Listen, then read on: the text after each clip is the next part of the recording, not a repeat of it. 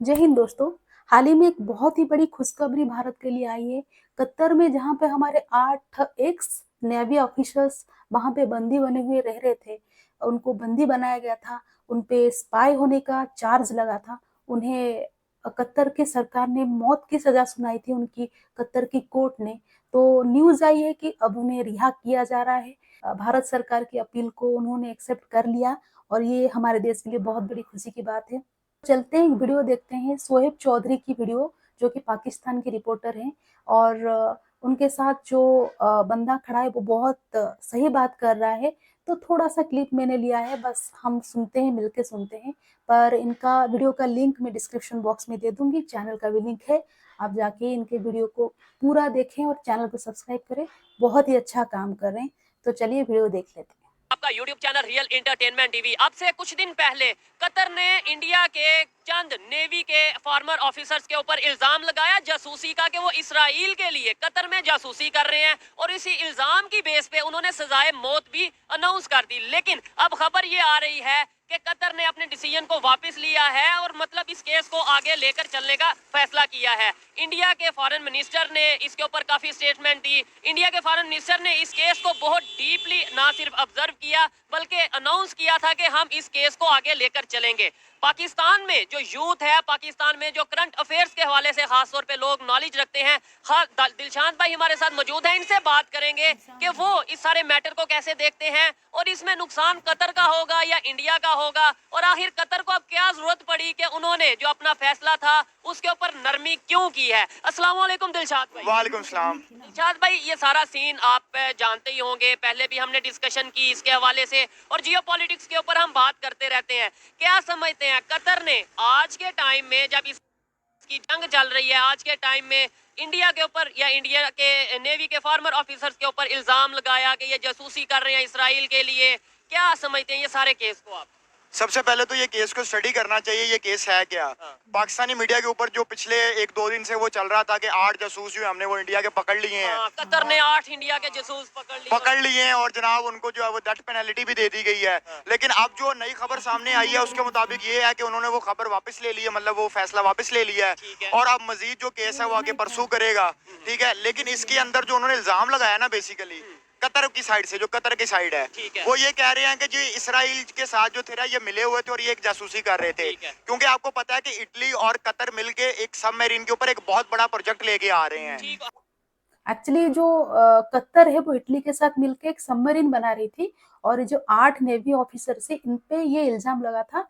ये जो सबमरीन की डिटेल्स जो है वो स्पाई करके इसराइल को भेज रहे हैं, तो इसलिए उन पे इल्जाम लगा के 2022 अगस्त में शायद उनको पकड़ लिया था कतर के पुलिस ने। और उन्हें एक अंधेरी कोठरी में डाला था, नॉर्मल जो जेल होते वहां पे नहीं रखा था, अंधेरी कोठरी में आठों के आठों को डाला था। जब उन पे मौत की सजा सुनाई गई, कतर की कोर्ट ने मौत की सजा सुनाई, उसके बाद हमारे डिप्लोमेट्स हैं, हमारे एक्सटर्नल अफेयर्स मिनिस्टर हमारे जो है डॉक्टर जयशंकर, उन्होंने भी अपने तरफ से बहुत कोशिश की। ये जो 8 नेवी ऑफिसर से एक फॉर्मर ऑफिसर है, उनके परिवार वालों से भी मिले हैं और इससे रिलेटेड बातें भी की है।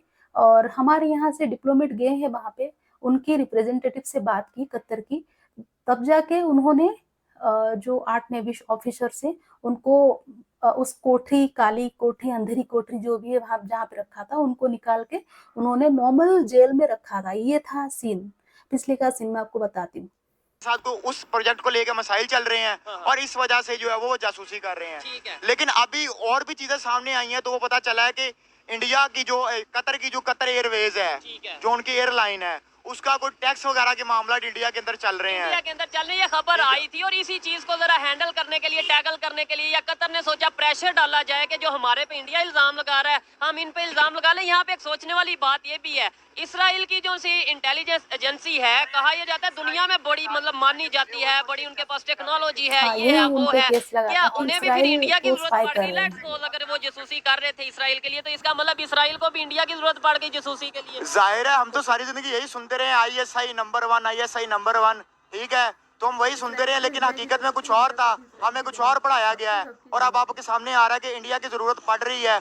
और इंडिया वैसे भी इकोनॉमिकली हमसे बहुत आगे है, तो इंडिया की जरूरत कहीं ना कहीं कतर को हर टाइम पे पड़ेगी। और मैं आपको ये आज पहले ही आपको ये पेशगोई कर रहा हूँ कि ये जो केस है ये खत्म हो जाएगा और जो इंडिया के 8 ऑफिसर्स हैं वो वापस चले जाएंगे अपनी कंट्री के अंदर, क्योंकि इंडिया जो है वो एक इकोनॉमिकली बहुत स्ट्रांग कंट्री है और उनकी एलएनजी की डील चल रही है कतर के साथ, जो कि 20 साल एक मुआहिदा और $1 ट्रिलियन मुआहिदा है, उसको कतर कभी भी नहीं खराब होने देगा। क्योंकि कतर के आप देखें ना, कतर की पूरी जो मईशत है वो ऑयल की बेस के ऊपर चल रही है और उसने अपनी एलएनजी जो है वो उसको बेचनी है और 20 साल का ये पूरा उनका प्रोग्राम है। अच्छा, नहीं, लेट्स सपोज एक दूसरी साइड पे अगर देखा जाए, लेट्स सपोज ये सजाए मौत हो जाती है, जो इंडियन फॉर्मर ऑफिसर है उन्हें हो जाता है, ये जो कतर का डिसीजन है, क्योंकि कतर में ये भी चीज मैं क्लियर करता चलूं कि वहां पे जो अगर इंडिया हर जगह पे अदालतों का सॉफ्टली निजाम इन्फ्लुएंस देखें कर या रहा है। ओवरऑल जिसकी लाठी उसकी भैंस, क्योंकि बादशाही निजाम है वहां पे इस तरीके जी से। जी, मैं यही डिस्कस करना चाह रहा था। उनका जो है वहाँ पे डेमोक्रेसी नहीं है, वहाँ पे बादशाहत का निजाम है और वहाँ पे एज सच कोई इतनी ज्यादा जुडिशरी जो है वो आजाद भी नहीं है। ठीक है, वो डिपेंडेंट होती है उस गवर्नमेंट के ऊपर।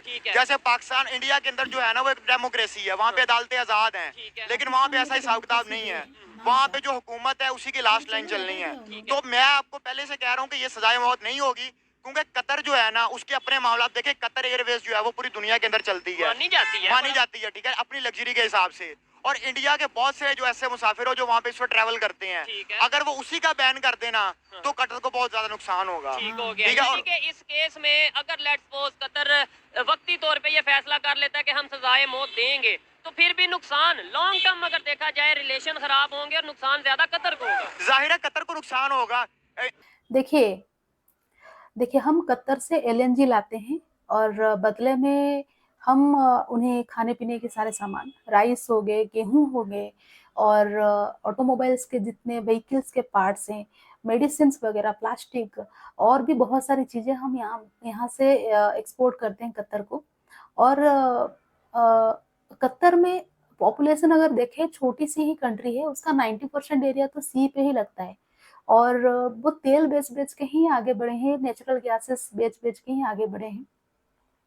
तो अगर कतर की पॉपुलेशन देखें तो सिर्फ 29 लाख है, जिसमें तो 7.5 लाख इंडियंस ही है। अगर 7.5 लाख इंडियंस यहाँ पे वापस आ जाते हैं, तो इंडिया को इतना कोई फ़र्क नहीं पड़ेगा। 140 करोड़ में 7.5 लाख ऐड हो जाएँगे तो इतना कोई फ़र्क नहीं पड़ेगा। पर अगर कतर से वापस आ जाते हैं, तो कतर को बड़ा फ़र्क पड़ने वाला है, क्योंकि 1/4 पॉपुलेशन उनकी अ, आँखें पलकते ही गायब हो जाएगी। तो समझ रहे हैं ना, जो ह्यूमन डेफिशिएंसी वहाँ पे दिखेगी, उसका कोई अंदाज़ा नहीं है आपको। तो कतर ऐसा चाहेगा भी नहीं। ठीक है, हमारे पास दूसरे ऑप्शंस है। अगर कतर हमें ऑयल देने से मना करता है, नेचुरल गैसेस, तो हम रसिया से ला सकते हैं, रसिया भी हमें देता है। तो दूसरे कंट्रीज़ है, सऊदी अरेबिया भी हमारे साथ कोई रिश्ता खराब करना नहीं चाहेगा अभी इस समय, क्योंकि सऊदी को भी पता है कि जो पूरी दुनिया है नेचुरल गैस से अपनी डिपेंडेंसी धीरे-धीरे हटा के जो रिन्यूएबल रिसोर्सेज़ होती है उस पे ध्यान दे रही है, बैटरी से और इलेक्ट्रिसिटी से व्हीकल्स बनाई जा रही है। तो सऊदी भी धीरे-धीरे टूरिज़्म की तरफ आगे बढ़ रहा है, अगर आपने सुना होगा तो।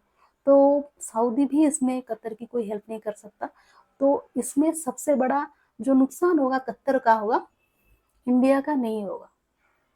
तो अगर कतर की हमारे ऊपर इतनी बड़ी डिपेंडेंसी है, तो कतर ने इस तरीके की छोटी वाली हरकत क्यों की? एक्चुअली पिछले दिनों जो कतर एयरवेज, जैसे कि इस भाई ने बताया कि कतर एयरवेज जो है उस पे कुछ केसेस चल रहे हैं इंडिया में, तो बस उससे ध्यान हटाने के लिए, या फिर कह सकते हो बदला लेने के लिए, या फिर कह सकते हो कि गुस्से में आकर उन्होंने अचानक से ऐसा फैसला ले लिया, या फिर इसके और भी वजह हैं। वजह क्या है कि कतर जो है एक टोटल इस्लामिक कंट्री है, वहाँ पे इस्लामिक पॉपुलेशन बहुत ज़्यादा है और हमास एंड इसराइल के वॉर के चलते कतर हमेशा से हमास का ही सपोर्ट करेगा। क्यों मैं ऐसा कह रही हूँ?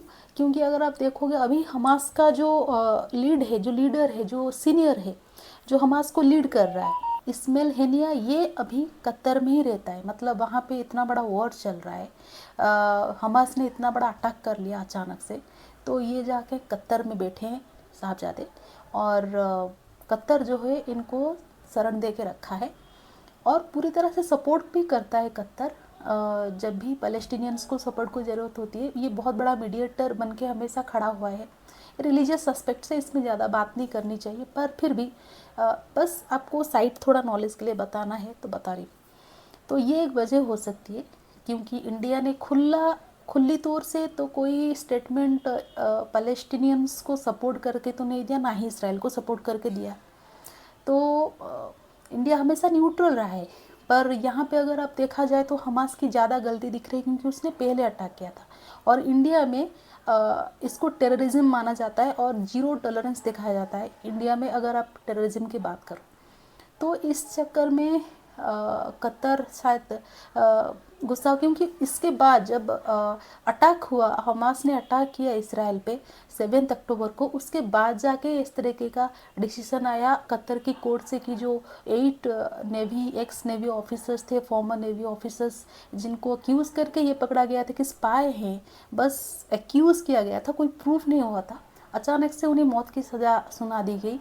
पर जब पूछा गया कि किस आधार पर दिए गए हो मौत की सज़ा, तो उन्होंने कुछ बताया नहीं, किस इंडियन गवर्नमेंट को बताया नहीं। तो ये हो सकती है उसकी वजह। पर अगर आप कतर और भारत का रिलेशन देखो तो बहुत पुराना है। जब मनमोहन सिंह जी थे, उन्होंने भी कतर के साथ अच्छे रिश्ते रखे थे। 2016 में नरेंद्र मोदी जी 2 दिन के कतर के गृहस्थ में गए थे। वहाँ पे उन्होंने बहुत ट्रेड से रिलेटेड और डिफेंस से रिलेटेड बड़ी सारी एग्रीमेंट साइन हुई थी। हमारे नावल एक्सरसाइजेस भी होते रहते हैं कतर के साथ। तो रिश्ता ख़राब नहीं है, हमारे बस 2 टाइम पे रिश्ता ख़राब हुआ है, एक ये वाला और एक नुपुर शर्मा वाला केस आपको याद है, उस टाइम पे भी रिश्ता ख़राब हुआ था। तो उन्होंने कहा था कि इंडिया को, उन्होंने कहा सारे जो भी इस्लामिक कंट्री है, उन्होंने कहा था कि इंडिया को माफ़ी मांगना चाहिए पब्लिकली। वैसे इंडिया ने माफ़ी तो नहीं मांगी थी क्योंकि इंडिया की कोई गलती नहीं थी, पर सज़ा के तौर पे नुपुर शर्मा को पार्टी से निकाला गया था, फ्रिंज एलिमेंट कह के, वो अलग टॉपिक है। पर यही 2 चीज़ें जिसमें कतर और इंडिया का रिलेशन थोड़ा बहुत इधर उधर हुआ है। पर कतर पूरी तरह से इंडिया को इग्नोर नहीं कर सकता, क्योंकि इंडिया एक बहुत बड़ा मार्केट है कतर के लिए। कतर तेल, नेचुरल गैसेस, ये सब बेच के आज अमीर हुआ है। कतर जितना भी LNG बेचता है उसका 15% तो हम खरीद लेते, इंडियंस खरीद लेते। तो इतना बड़ा मार्केट वो छोड़ेगा ही नहीं। और फिर कतर के जो प्रिंस है, जो कतर के हेड हैं, वो भी इंडिया के दौरे पे आए हुए हैं। बहुत 2016 या फिर 17 में मोदी जी के साथ मिले थे और हमारे नावल एक्सरसाइज को उन्होंने वहीं से ही शुरुआत हुआ था शायद। और अच्छे रिश्ते हैं कतर के साथ, भारत के कुछ गलत रिश्ते नहीं हैं। पर चीज़ें हैं ऐसी बिगड़ जाती है, जियो पॉलिटिक्स में ऐसा होता रहता है। पर अभी की सिचुएशन अगर देखो तो 4 दिन का सीज़ फायर चालू है अभी इसराइल एंड हमास के बीच में। तो कतर भी उसमें मीडिएटर था, क्योंकि कतर के लिए सारी कंट्रीज़ बहुत मायने रखती है, क्योंकि सब एक दूसरे के साथ बंधे हुए हैं, रिलेटेड है। तो वहाँ पे सीज़ फायर के तौर पे जो पैलेस्टीनियंस प्रिजनर्स है उनको छोड़ा जा रहा है इसराइल के द्वारा, और हमास ने जो हॉस्टेजेस बना के रखा है वो भी पार्ट करके छोड़ रहे हैं इसराइलीज़ को, या फिर जितने भी टूरिस्ट है वहाँ पे जो बंदी बना के रखे थे उनको भी छोड़ रहे हैं। इससे स्वैप चल रहा है। तो होपफुली आगे चल के ये जो कन्फ्लिक्ट है धीरे धीरे ख़त्म हो जाएगा। कोई वीडियो कैसे लगा बताना मुझे, और अगर ऐसी वीडियोज़ और ज़्यादा चाहते हो तो चैनल को सब्सक्राइब करें, ये वीडियो को बहुत ज़्यादा शेयर करें, और अगर यहाँ तक देखा तो सब्सक्राइब ज़रूर करना और लाइक ज़रूर देना। और आपके मन में कुछ अलग वीडियो को लेके सजेशन से कुछ टॉपिक है, कुछ वीडियो है जिस पे मैं रिएक्ट कर सकती हूँ, उस पर बातें कर सकते हैं, उसको डीकोड कर सकते हैं, मुझे ज़रूर भेजें। नीचे मेरा इंस्टाग्राम एंड फेसबुक आईडी, आप उसमें या फिर ट्विटर पे आप मुझसे कांटेक्ट कर सकते हो। फिर मिलेंगे और एक नई वीडियो में, तब तक ले जय हिंद।